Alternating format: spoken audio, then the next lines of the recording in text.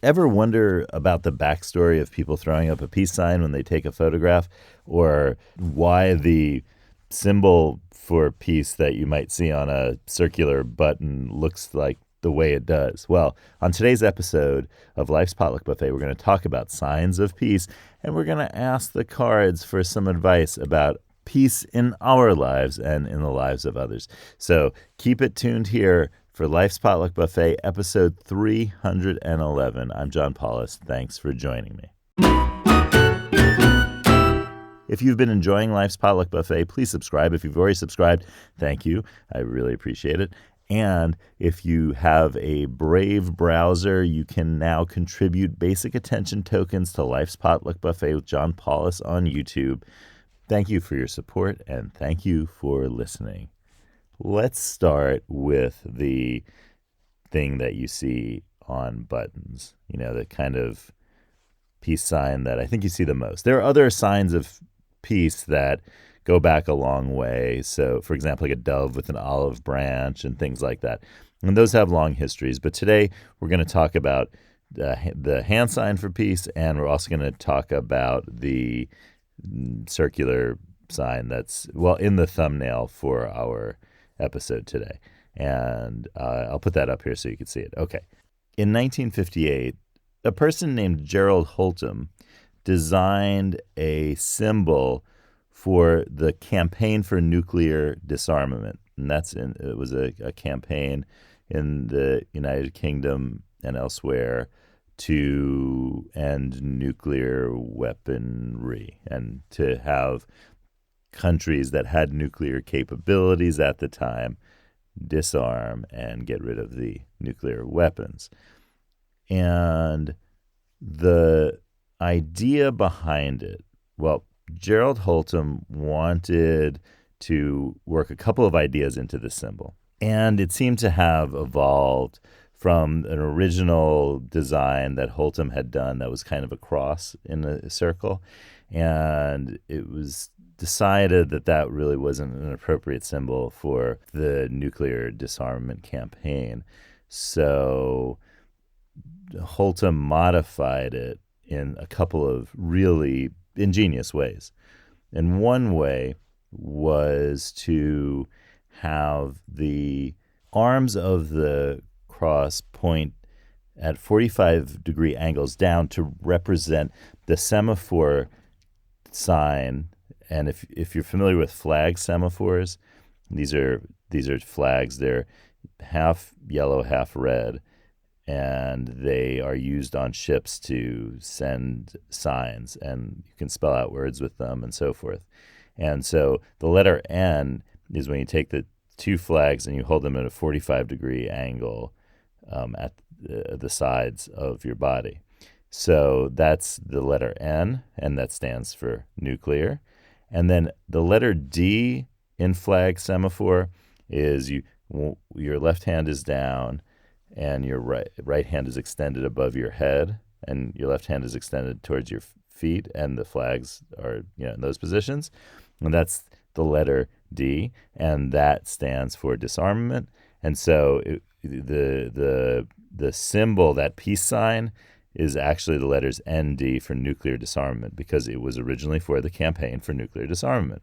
And that the sign and the symbol broadened out in meaning when it was generally used for pro-peace, anti-war purposes. That's the peace sign there. Holtom also recounted later that he was in a moment of despair when he designed the symbol that would become the kind of universal symbol for peace. And he thought of a painting by the Spanish painter Goya. And this painting is known as El 3 de Mayo de 1808 in Madrid. And it is, which means the 3rd of May, 1808 in Madrid. And it's a person who's holding his hands actually up in the air vertically, and facing a firing squad. And the work was to commemorate the resistance to the Napoleonic invasions of the peninsula there. And so that painting was what Holtom was thinking of. It's funny because when Holtom was thinking of it, he misremembers the way that the person's holding their hands, because, as I said, they're holding their hands up in the air in the kind of 45-degree angle that Holtom was thinking of. But Holtom, when he thinks of the painting, thinks of the person as holding their hands down by their sides at a 45-degree angle, like the N sign of nuclear disarmament symbol, the flag semaphore N sign. And I could see, I have a feeling that I have a sense why. Because in the painting, if you search for the painting online, you'll see that there's a person lying on the ground with their arms extended downwards. And I think that maybe visually that's what caught Holtom's eye, even though the person who he describes is actually holding their hands up in the opposite direction of the N semaphore sign. So that's how we get that very famous peace symbol. That's where it all comes from. And it's all down to that campaign for nuclear disarmament and Holtom's design of the symbol. Now, what about the peace sign that you see that people often throw up there when they are taking a picture? Now, where did that start and how did that start? It's a little bit murky. Not that even the origins of the peace, using the two fingers in a kind of V shape as the sign of peace, the origins of that really are not clear. We know that in the 20th century, the two fingers held up in a V shape with the palm facing outwards was commonly used as a sign meaning victory. It was a V for victory. So especially around the mid-20th century and the wars that took place then.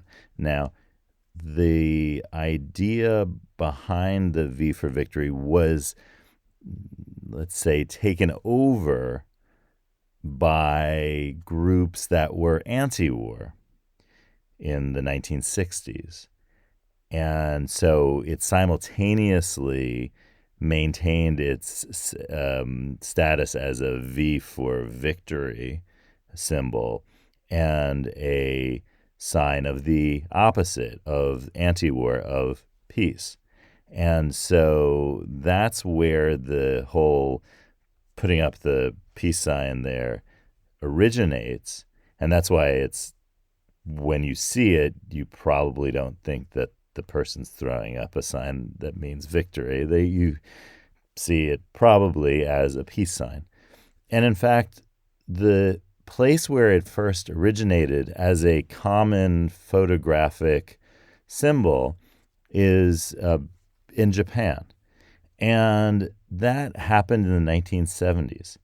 And we have some evidence of early popularizing uses of it in Japan in the 60s in manga, which are graphic novels or comic books, but it's not being used as the peace sign there. It's just I think it's the V sign there. It's the victory sign because it has to do with sports, and also one of them has to do with volleyball. So I guess V is for volleyball. So there's that, and so that doesn't seem to be fully connected to the peace part of it. There are groups that were using it as a peace sign in Japan in the 60s, early 70s. But really, I think what it comes down to were some really famous popularizations of it by television personalities such as Inoue Jun. And Inoue Jun did a campaign for Minolta, the maker of the the camera maker. And in it, he is posing for a picture with a camera in his right hand, and he is holding up his left hand in a peace sign. That's what he said he was doing. So it wasn't that he wasn't doing a V for victory. He was doing the two fingers held up with the palm facing out in a V shape for the peace sign. And in fact, that's what it became known as in Japanese culture, is peace sign. It's literally what it's called in Japanese. It's not translated into the Japanese word for peace. It's just peace sign. That's what you say when you do that. And so that's pretty clear. Or sometimes you just say peace. That is pretty clearly the origin of the popularity of the taking a picture and holding up your fingers in the peace sign. Now, there are many reasons why people do it, and it actually is really interesting psychologically, because some interviews have been done with people asking them, well, why do you hold up your fingers like that when you take a picture? And some people have said it makes them feel good. They've said, well, it gives me something to do with my hands. Others have just explained that, well, that's just what you do. It's kind of like smiling or saying in English when we say cheese, it's just what you do when you're taking a picture. That practice spread around the globe in picture taking and started kind of in places around Japan, in East Asia, and then spread out in picture taking culture to countries where, like the United States, where the symbol originated as an anti-war symbol, but now as a picture-taking practice that is Japanese in origin. So that's a really wonderful example of the kind of spread of cultural practices around the globe, and the kind of backflow as well of those cultural practices when they take new forms and take on new meanings. So let's ask the cards about meanings and new forms and what we can do to get a little peace in our lives and bring a little peace to the lives of others. So yellow lemons, blue dumplings, magenta noodles, cards, tell us some things.